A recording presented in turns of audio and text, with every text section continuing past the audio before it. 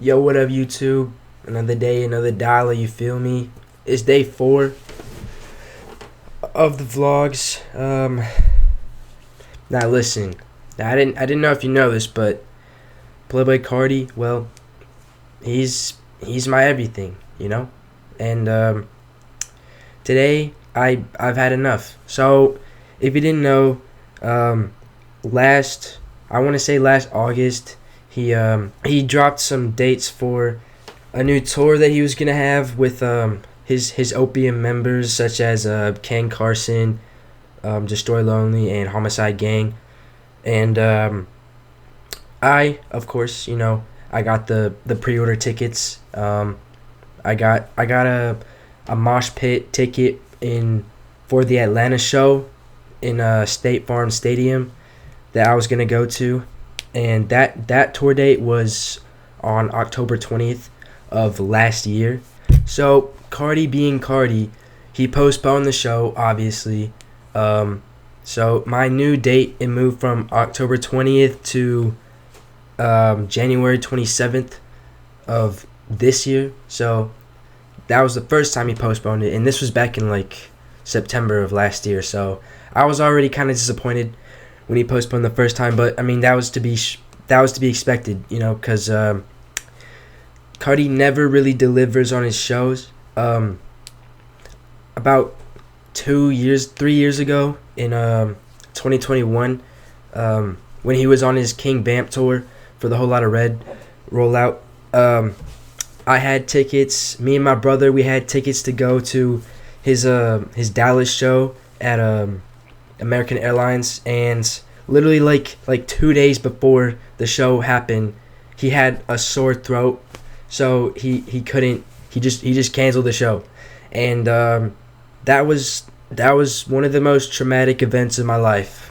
I'm not even gonna lie, but back then the tickets were only about like $80 because like he was still an up and coming artist, kind of, even though he just dropped like the most influential album of the 2020s with Whole Lotta Red, So times have kind of changed since then. I got my Atlanta show ticket in the mosh pit for $430, which it's a bit steep, but I mean I'd pay a lot to see my boy Carti. It just goes to show you how like much more mainstream he's become over the past couple years. I mean, like 2021 wasn't even that long ago, and he's become so much more popular and so much more mainstream that tickets are that much more expensive, and that's just kind of wild, to see. I mean, it's pretty cool to see a lot of people who weren't a Carti fan before now become Carti fans, and recently he's been on like a generational run of like his songs and features. It started way back with that song he did with The Weeknd for The Weeknd show. I never watched that show, by the way. I heard some bad things about it, so I don't plan on watching it. But the song was pretty good, and his feature, even though it was like 2 seconds long, he said a total, I think it was like 10 words. I mean, it was still a good song, And then obviously with Travis Scott's Utopia album, I mean, everyone knows about Fiend. It was the biggest song of last year, so and then a big part of that is because of Carti and the hype that he brings whenever he has a feature on other people's tracks, especially Travis Scott. I mean, Travis Scott has a really wide range of appeal to people who don't really listen to rap music that much or whatever, but I think it was right after Utopia dropped and everyone finally heard the Carti feature, that he announced the tour, which this was probably going to be the biggest tour like he ever went on, with all of his Opium people were expecting an album to drop before like the first tour date, because like why would you go on tour when you haven't dropped an album in like 3 years, but so people were pretty hyped, needless to say, and he didn't deliver as usual. And then as of about 2 days ago, or yesterday, The whole tour is completely canceled now, which I don't know what I expected. I maybe thought this time it would be different, but it's just more of the same.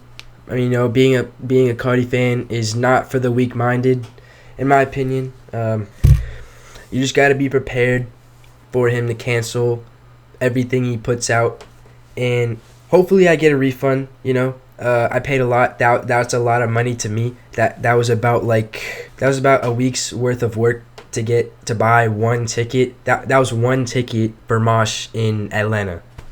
I mean, it did come with I got the VIP package, so it was supposed to come with merch and whatnot. But I don't know if I'll ever see that merch. I don't know if that merch will ever see the light of day.